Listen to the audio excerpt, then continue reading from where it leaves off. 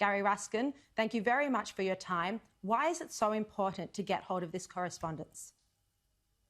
Well, Sherry, thank you so much for having me on the show. It's crucial to get all of the correspondence we can get surrounding the origins of COVID-19. 2.4 million people are dead across the world. There will be pandemics in the future. We need to have a good process for investigating the origins of pandemics to save future lives. So that's why we're trying to conduct a wide-ranging investigation into the origins of COVID-19 and the risks of gain-of-function research and the labs that store dangerous pathogens. And so you've talked about some of our findings, and thus far we've filed 58 public records requests internationally in the United States seeking documents about origins of COVID-19. We've also filed 4 lawsuits to try to enforce the public's right to read these documents. And so you've been talking some about Peter Daszak, and one of our main findings is last February, there was an effort by key scientists to promote public narratives that COVID-19 had natural origins. This effort happened very early in the timeline of COVID-19, just when we were barely learning anything about it at all. It was an effort to discredit the idea of lab origin for COVID-19 as a conspiracy theory. The leader of the effort was Peter Daszak, and we uncovered documents showing that behind the scenes, Daszak organized this statement that you were talking about in The Lancet to look like it didn't come from any one person or organization. He said that he wanted to avoid the appearance of a political statement, which it plainly was. And these are really shady tactics. They look like a self-interested public relations effort to try to shift the blame away from him and his work and his funding of the Wuhan Institute of Virology. How effective was this, do you think, in shutting down that debate in the scientific community and even in the media and the political establishment in trying to get to the origins of COVID-19? It was tremendously effective. Essentially, from the time that statement was published on February 18th, the narrative was set that there were natural origins. So it was a smashing success. But what's so interesting about it too is when you read his documents and his correspondence, you see that since the beginning, Daszak was kind of stage managing a global public relations effort to deny the possibility of lab origins of COVID-19. That's what he was doing apparently throughout his trip with the World Health Organization in Wuhan. It's exactly the kind of person with hidden motives and conflicts of interest who should not be part of the WHO and the Lancet investigations. And isn't it absurd that, despite all these real or perceived conflicts of interest, he was part of the investigation, one of the select few. There would be scientists all over the world who would love to be part of such an important global inquiry, yet he was the only US citizen to be part of it. And, one of the very select few who was able to take part. And, we can question whether or not he went into it with an open mind. Well, I don't think there's much question that he didn't have an open mind. I mean, he organized the statement to say that lab origins were a conspiracy theory. And so, he called them a crackpot theory somewhere, in the Guardian. Absolutely. Yeah. And so,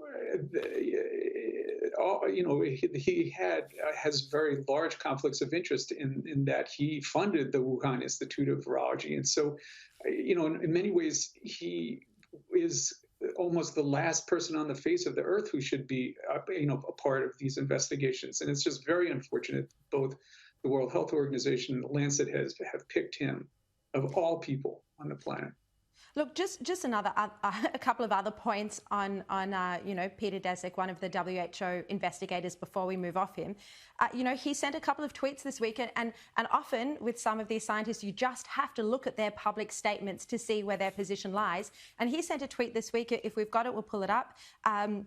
February 9, just 5 days ago, he said, "We had detailed discussions with people there about all aspects of the lab leak hypothesis and received satisfactory answers." He's talking about that's why in this recent trip, the group dismissed the lab leak hypothesis as being a likely scenario. They accepted the word of the scientists. no analysis of the deleted database. Then another tweet, February 10. This is in response to the report that the US will not accept the WHO findings without verification, a sensible position, you would think. He said, Joe Biden has to look tough on China. Please don't rely too much on US intel. Increasingly disengaged under Trump and frankly wrong on many aspects.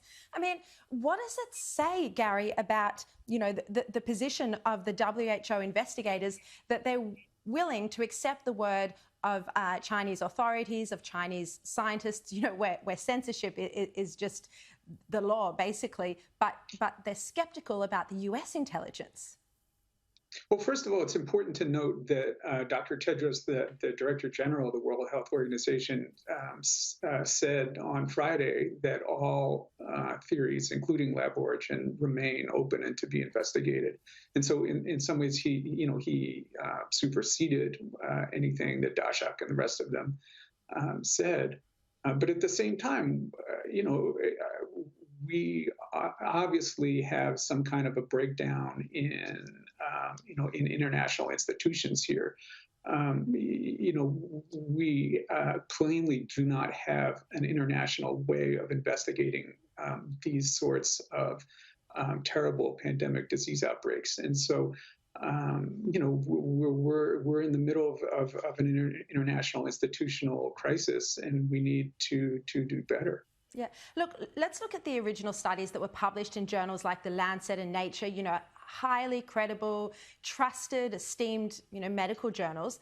They've now been criticised, and the credibility of the data underpinning them has been questioned. This is something that your group has focused on, and there's an article on your website that states Chinese governmental authorities first promoted the idea that the source of the causal agent for COVID-19 in humans came from a wild animal in December, and that Chinese government-supported scientists then backed that theory in 4 separate studies that were submitted to the journals between February 7 and 18.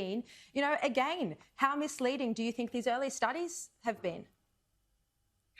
Well, it's very hard to answer that question. We simply don't know. But, we and lots of others have concerns over the validity of the data sets behind the discovery of SARS-CoV-2 related coronaviruses in horseshoe bats and in Malayan pangolins. There are many changes in the data sets. They raise lots of questions about whether these four key studies are valid and reliable or not. But we're asking questions. We don't have the ability to answer them. It's up to the journals to clarify what the status is of these key studies. Yeah. Look, Gary, just before you go, very quick update on your lawsuit. Where's the legal action up to, and what are you hoping to achieve, and what documents are you hoping to get hold of? Well, we're trying to have an investigation that is open and collegial and crowdsourced into the origins of COVID-19. And so we have 4 pieces of litigation currently ongoing against 4 different federal agencies in the United States, 58 public records requests. We're just trying to do a crowdsourced, open, transparent investigation into what it is that we can find out about the origins. And we don't know where it will go, but we're just a tiny nonprofit organization doing our best here. Yeah, well, good luck with it, and thank you very much for your time late in the evening in California. If anyone watching has any more information about this or this topic or the origins of COVID-19, feel free to contact me on my email, shari.markson@news.com.au, or Gary Ruskin at his website. Thank you very much.